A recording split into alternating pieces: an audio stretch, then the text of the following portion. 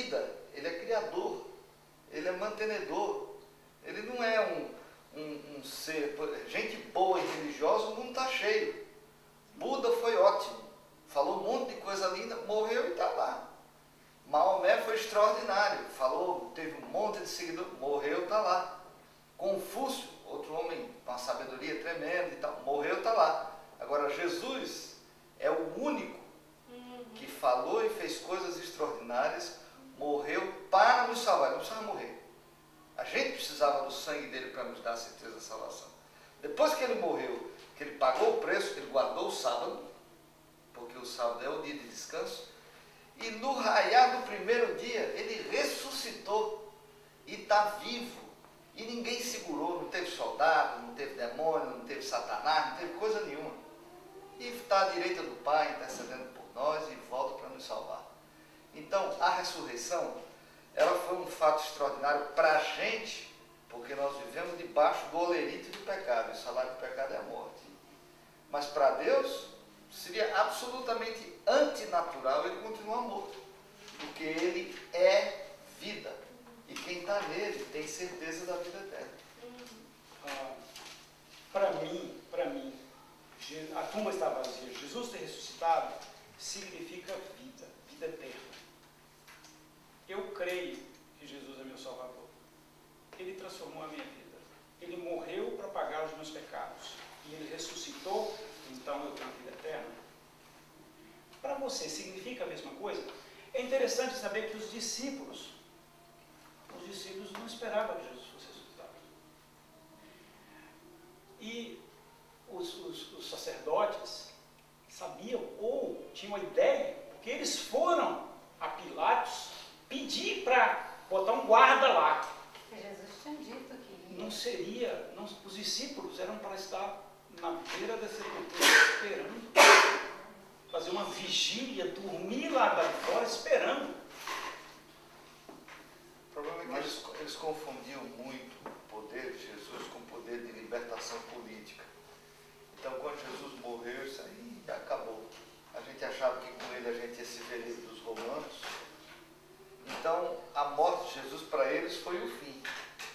Agora, não foi para Maria, porque Maria realmente se converteu. Maria realmente foi uma crente. Então, ela insistiu em ficar lá. E Jesus brindou Maria com a bênção antes de saber do Pai se o sacrifício tinha sido aceito. Então, é impressionante como Deus se importa com a gente. Isso quer dizer que os discípulos também não foram convertidos antes? Eu acho que não. Os Só discípulos se depois da- converteram com a unção do Espírito Santo. Parece que os sacerdotes criam mais na ressurreição do que os discípulos. Eles se mandaram guardar. Eu entendo que eles mandaram guardar porque estavam com medo de alguém roubar o corpo e falar ele ressuscitou. E os discípulos, Então, Maria Madalena disse, mesmo que eles não acreditaram. criam, eles puseram soldados lá. Entendeu? Maria Madalena falou e eles não acreditaram. Significa que os sacerdotes sabiam e eles não sabiam. Eles queriam. Eu não sei se eu acho que eles estudaram que era convertido, porque teve uma situação em que Jesus, os discípulos fizeram os milagres, Jesus expulsaram o demônio, aí eles vieram felizes falando com Cristo, vê o que a gente conseguiu fazer? Falei, por que vocês estão felizes? Vocês têm que estar contentes, porque o nome de vocês está escrito no livro da vida. E ele não falou assim, se você não nascer de novo, você não pode nem ver o reino de Deus. Eu assumo que eles têm que estar felizes com o livro deles, mas eles eram convertidos. Eles que não entendiam por completo a complexidade do sacrifício dele, mas esse ponto me chamou a atenção, quando normalmente eles pensaram que eles não, eles eram só que não tinham a visão completa, porque a gente tinha a visão sobre o sacrifício dele, a obra dele, particularmente para mim, eu acho que é gradual, é difícil, principalmente para eles, que viviam num contexto que era lotado de charlatões, e simplesmente ele era mais um Messias.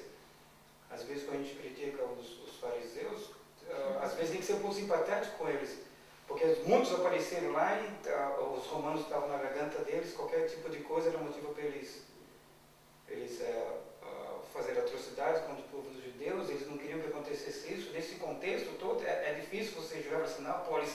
Não entendiam porque era muito Barrabás ele mesmo era um tal de Messias, né? Ele sempre estava envolvido para tentar libertar o povo do jugo romano.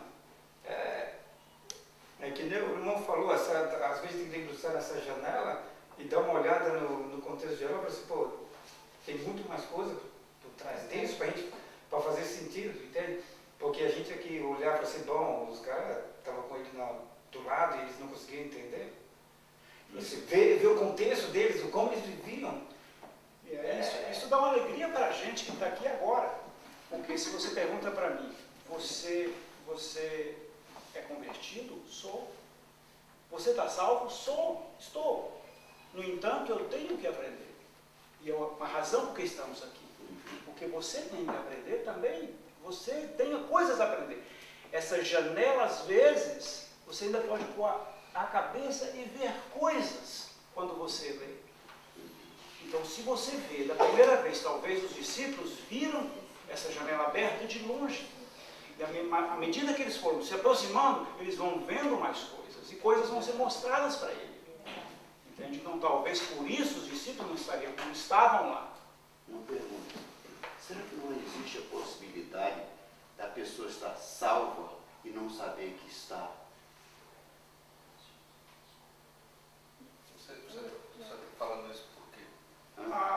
Sim, porque Jesus, a salvação, ele nos salvou, veio salvar quando eu não tinha nem nascido. E se eu não souber da salvação, para mim, eu não acho que eu estou salvo quando eu sei que estou salvo.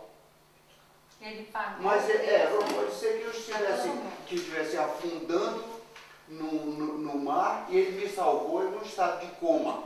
Eu estou salvo, só que eu não sei. Mas quando eu me acordo, eu entendo as coisas de Deus, o seu plano, parece que a minha alegria é maior de estar salvo. Deixa eu tentar explicar aqui esse assunto, porque esse assunto por muito tempo me intrigou. E uma vez eu estava no Imperatriz do Maranhão e a gente estava discutindo se a pessoa que come carne vai ser salva, se não vai ser salva, porque no céu não vai ter carne, então se lá não vai ter, a gente já deve se acostumando aqui, esse tipo de coisa. Tem tanta coisa. E um pastor amigo, ele explicou e disse assim o seguinte: a gente tem que ter certeza que pelos méritos de sangue de Jesus, todos nós estamos salvos. Isso para muita gente é um soco no estômago, porque muita gente acha que para poder você ser salvo, você tem que fazer uma série de coisas, você não precisa fazer nada. Você está salvo. Agora, você só se perde se você rejeitar a oferta de Jesus. Esse aqui é o negócio. E o problema é que, às vezes, pelas escolhas que a gente faz, pelo mau uso do livre-arbítrio, a gente vai ficando longe. Para mim, um dos fatos mais dramáticos que tem é o ladrão na cruz. O ladrão na cruz era um homem que estava perdido, mas naquele minutinho final, ele teve chance de ter contato com Jesus, aceitou e foi salvo. Quer dizer, a salvação é uma coisa extraordinária. Agora, Deus salva a todos, todos nós temos o direito de aceitar essa salvação, mas Deus conta com algumas pessoas em especial. Por exemplo, se você come carne aqui, você vai perder a salvação? Eu acho que não, você pode ser salvo.